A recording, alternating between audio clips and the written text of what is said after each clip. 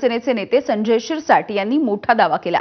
राष्ट्रवादीचे आमदार हे आमच्या संपर्कात आहेत आणि आमदारांमध्ये कुणाच्या नेतृत्वामध्ये काम करायचं या संदर्भात संभ्रम आहे असं वक्तव्य संजय शिरसाट यांनी केलं।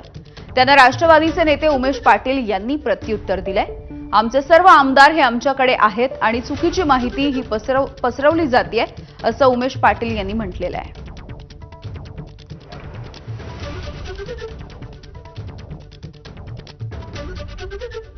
राष्ट्रवादीच्या या कार्यकर्त्यामध्ये कुणाला स्थान मिळणार आहे, कुणाला निश्चित देणार आहे, कुणाची क्लरिकल मिस्टेक झाली, या सगळ्या वादातीत गोष्टी आहेत। या संदर्भामध्ये आतापर्यंत कोणतंही स्पष्टीकरण खऱ्या अर्थानं अधिकृतपणे पुढे आलेलं नाही। आता हा पक्ष त्यांच्या अंतर्गत गोष्ट वेगळी, परंतु पक्षामधून बाहेर जाण्याची संख्या तेवढीच वाढलेली आहे।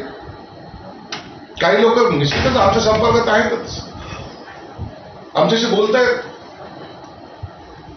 पक्षामध्ये आता नेतृत्व कोणत्या नेतृत्वाखाली काम करायचा हा प्रश्न काही लोकांना पडलेला आहे, हे नाकारता येत नाही। म्हणून त्यांच्या पक्षामध्ये काय घडतंय हे काही दिवसात ते सांगितलं तर काही दिवसात कळेल। सत्ताधारी पक्षाचे आमदार विरोधी पक्षामध्ये फुटून गेले असं एक तरी उदाहरण आहे का? हे कुठल्या तर्कबुद्धीला पटतं?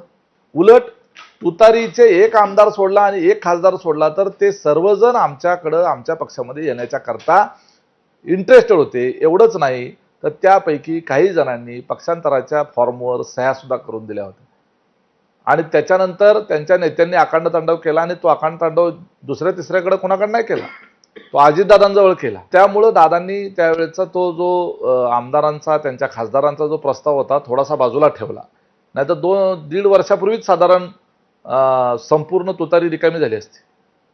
मला माहीत नाही, छत्रपती संभाजीनगरच्या पालकमंत्र्यांच्या संपर्कामध्ये जर ते असतील तर ते काही मला माहिती नाही। परंतु मुद्दा असा आहे की अजितदादांची राष्ट्रवादी काँग्रेस पार्टी ही आमच्याबरोबर मित्रपक्ष म्हणून काम करते।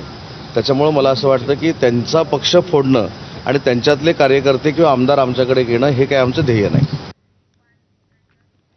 तर मंत्री संजय शिरसाट यांच्या वक्तव्यावरती राष्ट्रवादीचे नेते